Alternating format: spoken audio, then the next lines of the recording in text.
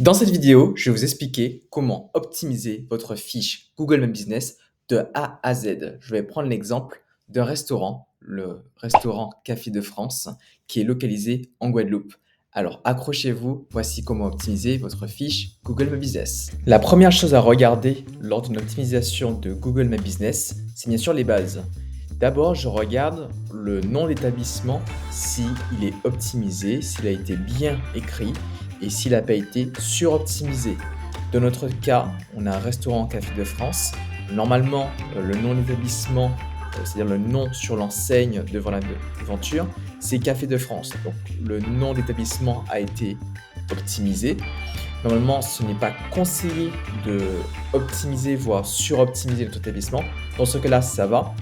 Mais parfois, on a tendance à vouloir mettre tous nos mots-clés de services, de produits dans le nom d'établissement. Alors, effectivement, ça a un impact sur les résultats de recherche localisés. Cependant, c'est une pratique qui est bannie justement par Google Business Profile. C'est-à-dire que si vous suroptimisez votre prénom d'établissement, il se peut que votre fiche soit suspendue.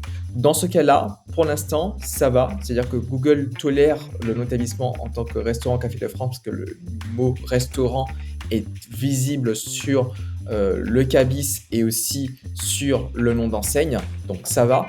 Mais si vous suroptimisez votre nom d'établissement, il faut vraiment faire attention. Il faut se protéger avec les bonnes documentations pour ne pas justement avoir des suspensions tout le temps régulièrement.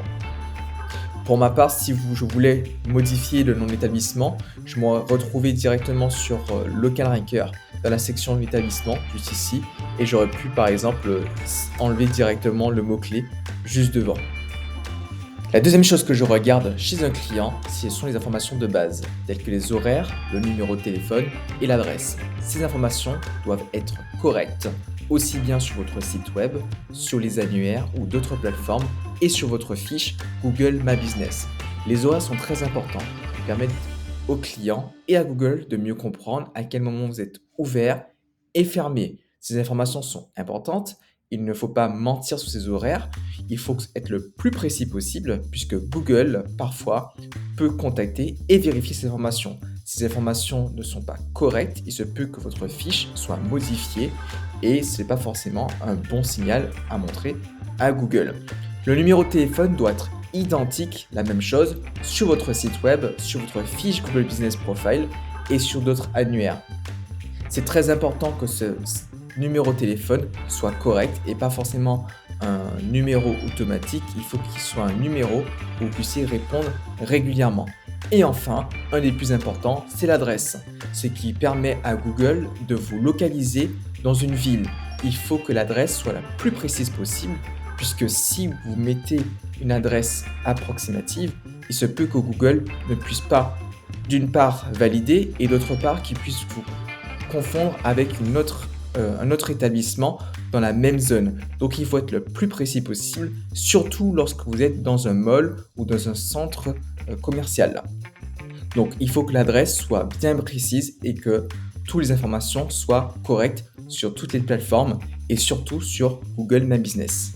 Pour ma part, pour les informations, je vais utiliser Local Ranker. Je peux directement modifier les informations. Dans mon cas, le numéro de téléphone est très bien renseigné et correspond aux différents numéros de téléphone sur les différents annuaires. Les horaires sont bien renseignés également. Il n'y a pas encore, si l'adresse est bien ici et elle est très précise justement localisée dans un immeuble. La troisième chose que je vais conseiller chez le client, c'est bien sûr les photos. Les photos sont importantes sur votre fiche Google Business Profile. Elles permettent à Google de mieux comprendre votre activité grâce à l'intelligence artificielle qui va analyser chacune de vos photos et mieux comprendre ce que vous faites. Et surtout, ça permet justement aux clients, aux prospects ou internautes de mieux comprendre ce que vous faites et peut-être de vous contacter le plus vite possible. Ce que je recommande régulièrement, c'est de publier des photos une fois par mois, surtout dans la restauration, liées aux plats, liées par exemple aux produits ou aux services si vous êtes un prestataire de services. Il faut toujours que vous puissiez mettre du contenu sur votre fiche Google Business Profile.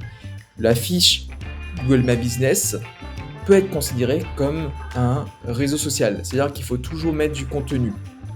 Alors, quels sont les types de photos que vous devriez mettre? Alors, dans ce cas-là, la première photo qu'il faudra mettre, c'est une photo de la devanture. Ce sont les photos favorites de Google Business Profile et d'ailleurs, vous allez pouvoir voir sur la plupart des fiches Google My Business, c'est généralement la photo qui est mise en avant sous la photo de couverture. Donc toujours mettre une photo de devanture, ça permet à Google de mieux comprendre si vous êtes une vraie activité, que vous existez réellement.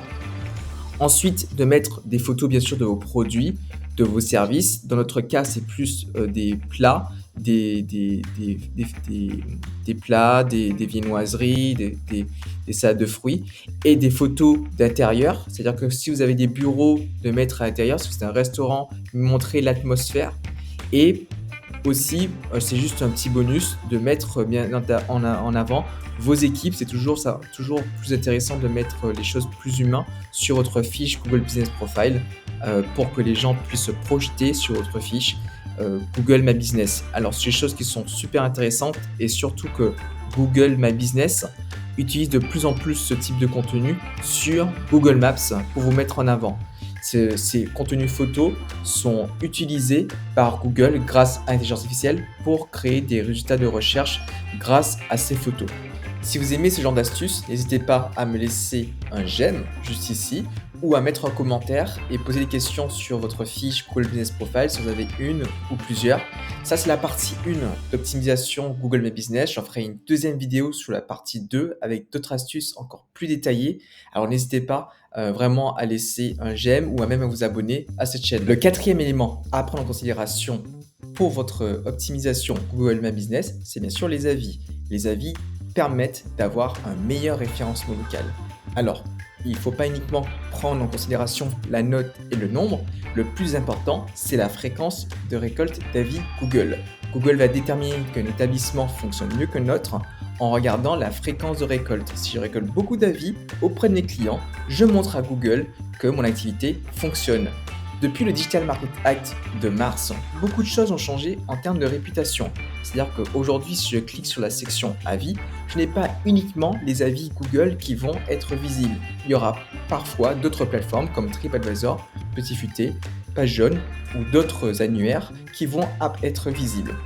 Le plus important, bien sûr, en termes de référencement local, c'est bien sûr Google.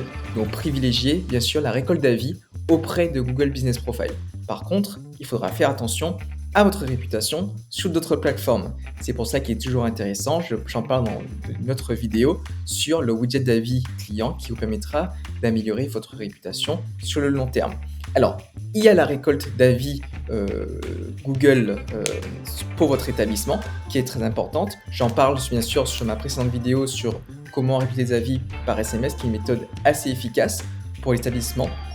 Mais aussi, il y a répondre à tous ces avis Google. C'est toujours intéressant de répondre à tous ces avis Google régulièrement pour montrer à Google que vous répondez à tous vos clients. Moi, j'utilise dans mon cas Local Ranker pour me permettre justement de répondre par des modèles d'avis directement ou en utilisant directement l'intelligence artificielle pour me générer une réponse en fonction du commentaire du client. Ou je peux utiliser bien sûr des réponses automatisées, c'est-à-dire qu'à partir des modèles de réponses que j'ai créés, diffuser des réponses automatiquement sans aide justement humaine, justement pour pouvoir répondre à tous mes avis. Autre chose au niveau des avis, ce que je vous conseille de faire, c'est de vous comparer aux différents concurrents. Donc par exemple, si je recherche restaurant Paris 12, là je suis situé dans le pack local, il y a un établissement qui se distingue, c'est le 17 Brasserie Restaurant, puisqu'il a 4,7 sur 5 et 1000 avis par rapport au Milo qui a uniquement 4,4 ou sur 320 avis, ou chez Adi et Ida qui a 4,6 sur 310 avis. Donc généralement, les gens vont plus aller sur cet établissement plutôt que les autres. Donc ce que j'aime bien faire, c'est d'aller directement sur Local Ranker, utiliser ma plateforme pour regarder en fait le nombre d'avis qui me manquent pour voir justement faire concurrence aux différents prestataires qu'il y a sur la ville. Et bien sûr, en termes de nombre d'avis en fonction du mot-clé que je cible. Donc tout ça, c'est important pour vous permettre d'avoir une meilleure réputation, de vous distinguer d'avoir plus de clics sur votre établissement et de générer plus de clients. Donc voilà, pour résumer, pour un meilleur référencement local, vous devez bien sûr avoir des avis régulièrement. Pour le référencement local, ça a un impact direct sur votre référencement local, mais en termes de conversion, c'est toujours intéressant d'avoir une bonne note et un nombre d'avis assez élevé, plus que celui des concurrents, pour pouvoir vous mettre en avant et attirer davantage de clients. Et voilà, c'est la première partie de comment optimiser sa fiche Google My Business de A à Z. N'hésitez pas, si vous avez des questions, à les mettre en commentaire. Je serai ravi de pouvoir répondre à chacun de vos commentaires ou à mettre un j'aime. N'hésitez pas à vous abonner à la chaîne pour avoir la partie 2 de comment optimiser sa fiche Google Business Profile de A à Z. Ce sera un peu plus détaillé, il y aura un peu plus de choses au niveau intermédiaire ou expert qui vous permettront justement de mieux décoller sur vos mots-clés géolocalité. À bientôt!